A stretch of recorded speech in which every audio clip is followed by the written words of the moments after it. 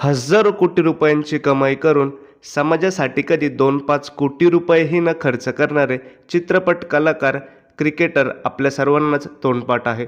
परंतु फक्त समाजासाठीच 30 कोटी रुपयांचं दान करणाऱ्या कल्याण सुंदरम यांचे नाव मात्र देशातील खूप कमी लोकांना माहीत आहे. 1962च्या भारत-पाकिस्तान युद्धाच्या वेळी पंडित नेहरूंनी देशाला सढळ हाताने मदत करायचं आव्हान केलं. त्यावेळी अवघ्या 20 वर्षांचे कल्याण सुंदरम त्या भाषणाने इतके प्रेरित झाले की ते डायरेक्ट जाऊन मुख्यमंत्री कामराज यांना भेटले व आपल्या गळ्यातील सोन्याची चैन मदत म्हणून त्यांनी दान दिली.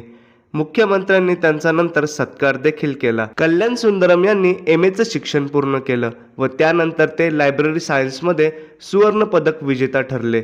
कॉलेजमध्ये लायब्ररीयन म्हणून त्यांनी 35 वर्ष नोकरी केली व त्यातून मिळणारा जो काही पगार होता तो देखील त्यांनी गरीब विद्यार्थ्यांच्या शिक्षणासाठी व आरोग्यासाठी खर्च केला.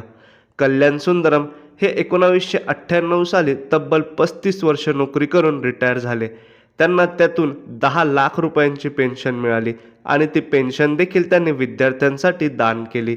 रिटायरमेंटनंतर त्यांनी हॉटेलमध्ये ॲज अ वेटर म्हणून काम करायला सुरुवात केली व त्या वेटरच्या नोकरीतून मिळणारं मानधन देखील त्यांनी लोकांच्या कामासाठी वापरले, गरीब मुलांना मदतीसाठी दिले. एवढा प्रचंड त्याग, एवढा प्रचंड दान, एवढं सगळं करणारे कल्याण सुंदरम यांच्या कार्याची दखल कधीच कुठल्या सरकारने घेतली नाही.